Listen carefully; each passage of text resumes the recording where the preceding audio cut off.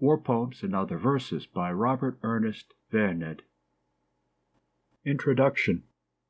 Too much can never be said in praise of the generous beauty of the gesture with which the youngest generation of Englishmen, just emerging on the golden threshold of life, have greeted the sacrifice of their hopes and ours. It has filled our history with new and magnificent figures which will excite the enthusiasm and awaken the gratitude of our race for centuries to come. But while we admire this miraculous courage of the very youthful paladins of the war, something should still be reserved for the praise of those who have been brought face to face with the illusions of peacetime, and who had, if we may say so, got into the habit of not being soldiers, but who yet, at the call of duty, sprang to the height of their disinterested patriotism. The poet whose verses we collect today was one of those who might well believe that their age absolved them from an active part in the profession of arms. He was indeed above the limit then set upon military service when the declaration of war disturbed him among his books and his flowers. Nothing in his past life had prepared him for such an activity. He was, as he said himself, a dreamer, yet when the call to national duty came, he suddenly awoke as a sleeper under the trumpet, to the utmost activity of enterprise. This is a case of the class of heroism which is most easily ignored, and which it is yet stupid and ungrateful of us to undervalue. Here we are invited to contemplate an aspect of the higher energy, even in the martial order, which is not included among the roses and myrtles of Suite 2 and 20. Vernede's attitude towards war is worthy of particular notice, because the nature of his occupations and tastes had led him to his 40th year without any predilection for military matters, and without any leaning to what are called jingo views. But when once the problem of the attack of Germany on the democracy of the world was patent to him, he did not hesitate for a moment. He accepted completely and finally the situation, nor did he ever doubt the righteousness of the cause of the Allies, nor hesitate in his conviction that it must be conducted to victory with full resolution. A few weeks before his death he wrote, in terms of scrupulous courtesy, to a pacifist who had asked leave to include England to the sea in an anthology designed to exclude verses which might contribute to a continuation of ill feeling between the various nations. To this visionary, Vernede replied, "Not for generations to come will there be any need to fan the embers against a people whose rulers have found logic in brutality and have urged their own necessities as an excuse for oppression. I do not think there is much hatred out here, in France, among our fighting men, but there will be memories among those who have seen what Kultur has inflicted on their comrades. I believe that if we had been fighting against men less filled with this logic of devilry, the mere horrors of modern war would have brought about a peace. Whatever historians or statesmen may make of it, we are fighting against the spirit that exults in such horrors." Robert Ernest Vernede was born in London on the 4th of June, 1875. He was of French extraction, representing the younger branch of a southern family, the Vernede de Cornelians, who were driven from their estates in 1685 by the revocation of the Edict of Nantes. The family dropped the de Cornelian and settled in Java, whence the poet's grandfather, Henri Vernede, proceeded in the early part of last century, marrying an Englishwoman and becoming a British citizen. Robert Louis Stevenson mentions the ancestral castle of the Vernedes in his Travels with the Donkey.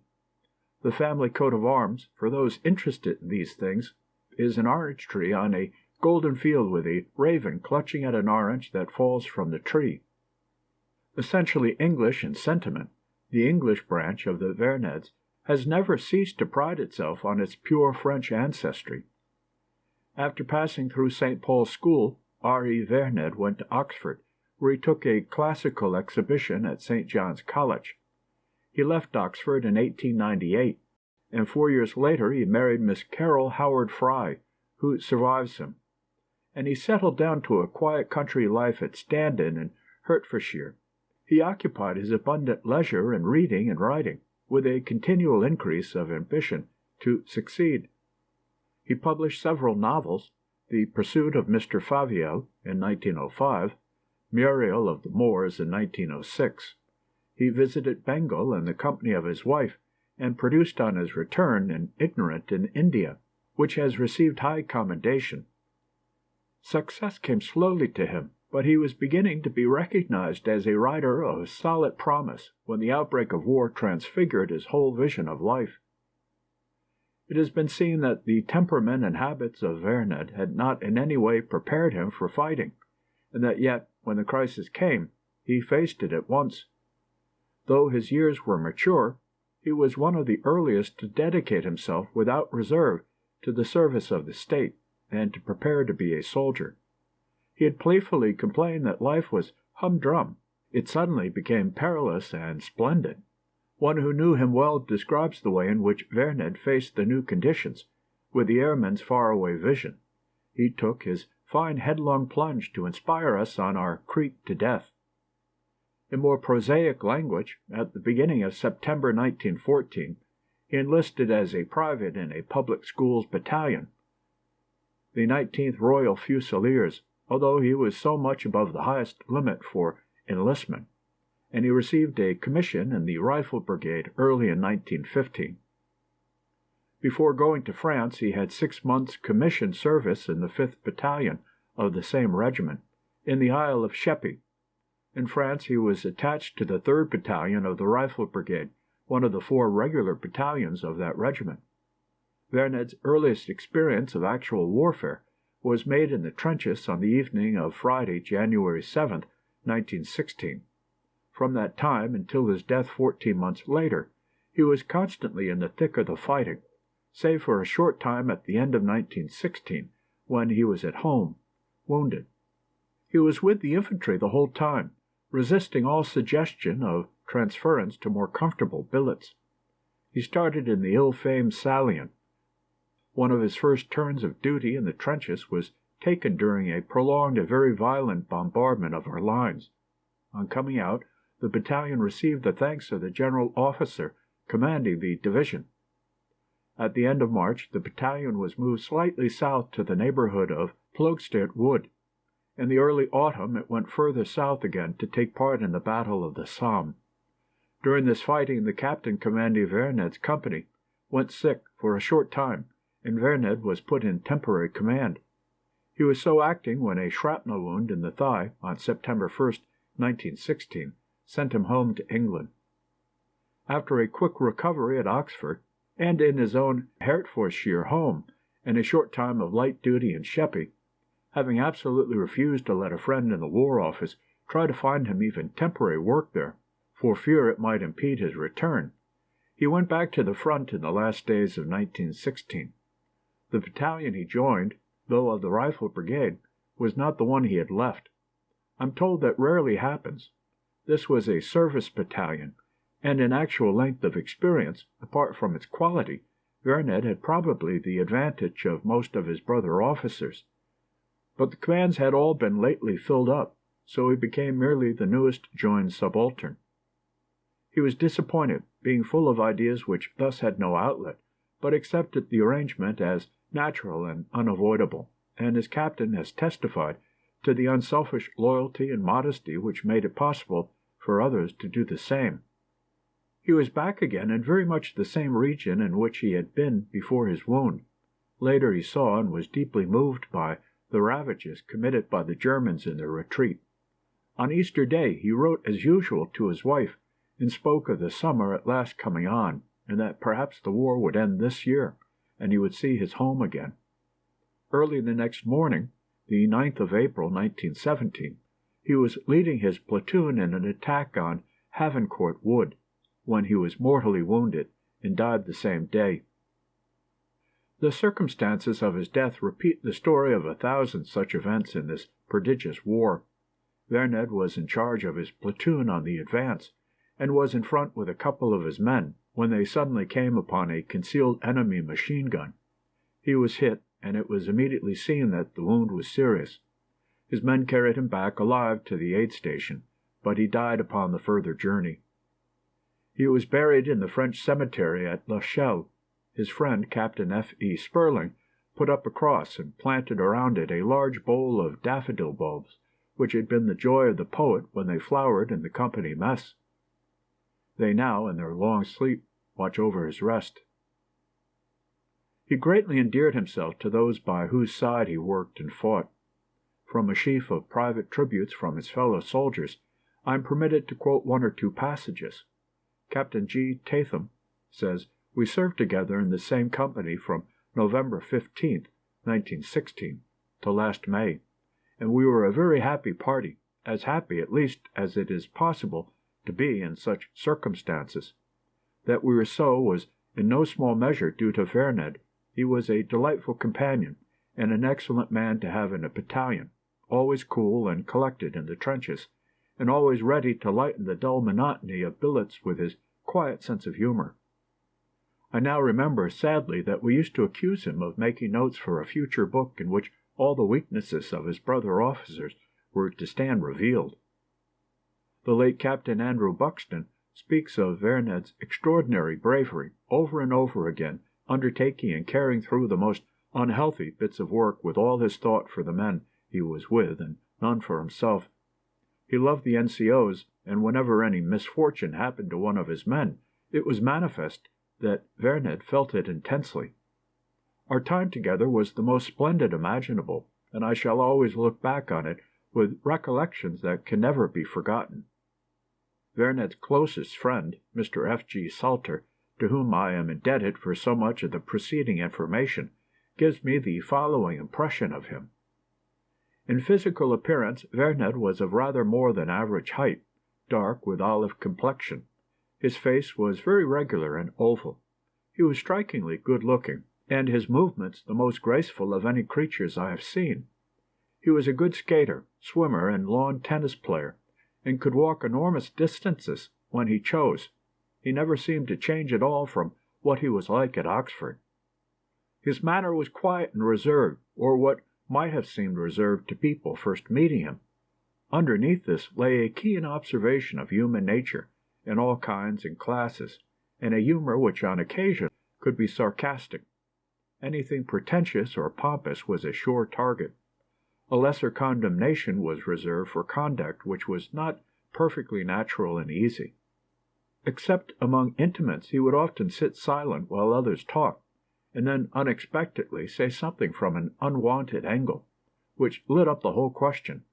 He was entirely without affectation, and certainly not disposed to put the artist on a pedestal above ordinary men.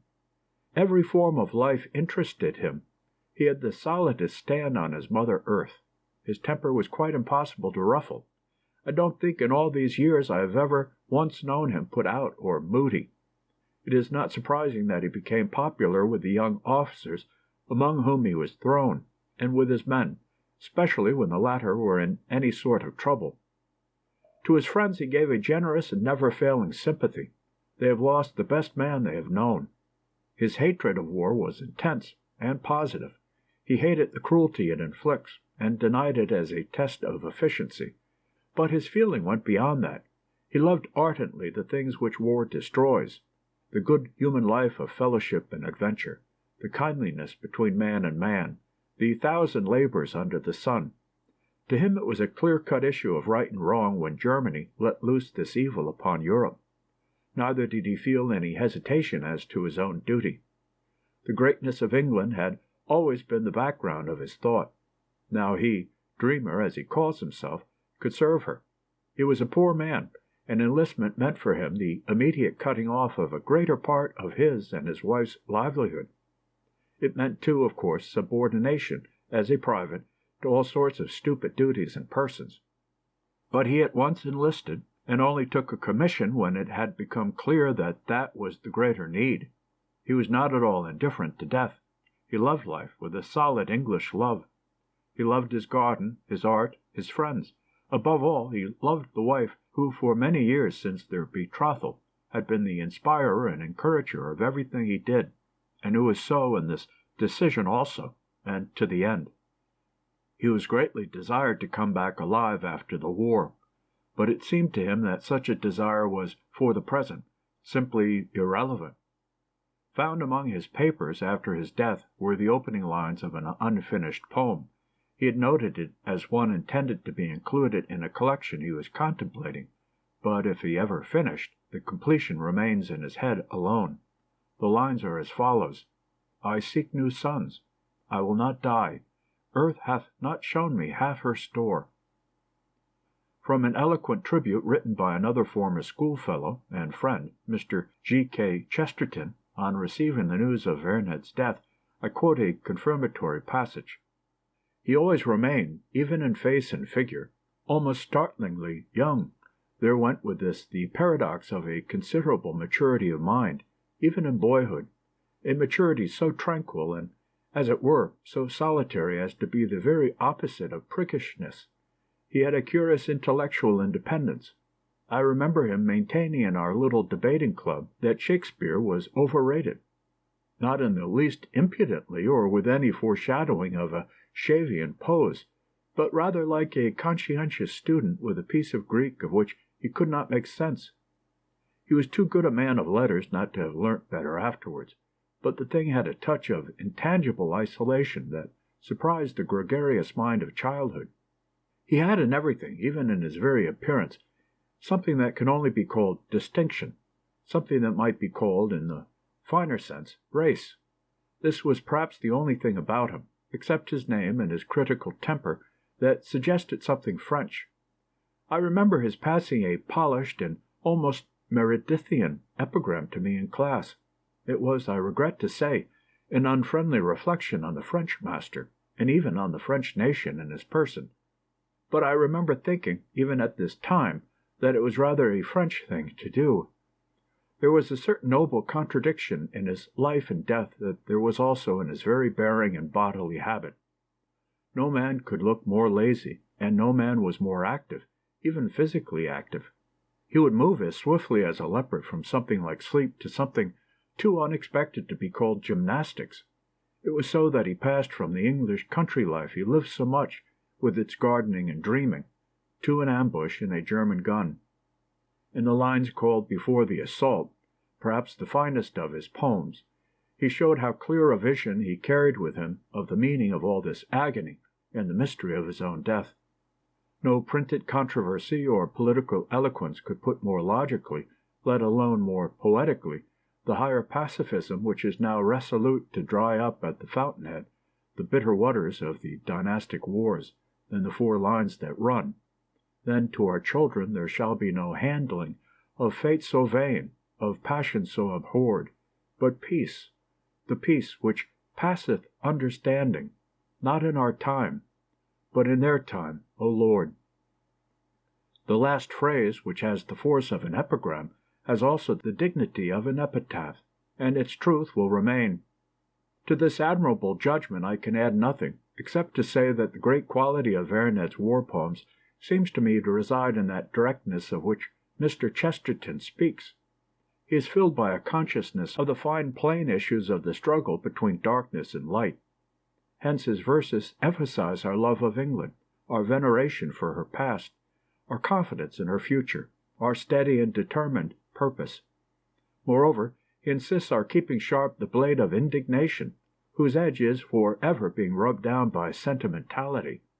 Vernede indulges in no absurd diatribes or hate songs, but his poems and letters show that personal acquaintance with the dreadful accidents of his new profession had convinced him of the necessities of the moment. They had convinced him, beyond all disproof, that the peculiar Teutonic effort, exercised, for instance, as at Arras or in Belgium, was, to put it plainly, infamous. To punish and for the future to prevent such wickedness as this was the object, and the entire sufficient object, of the self-sacrifice which has brought the farmer from Canada and the shepherd from New Zealand, and incidentally had drawn Vernede himself from his Hertfordshire garden. No doubt it is the evidence of this directness in his verses which has given them their first popularity. Edmund Gosse, July 1917. End of Section 0. End of introductory note by Edmund Gosse, C.B.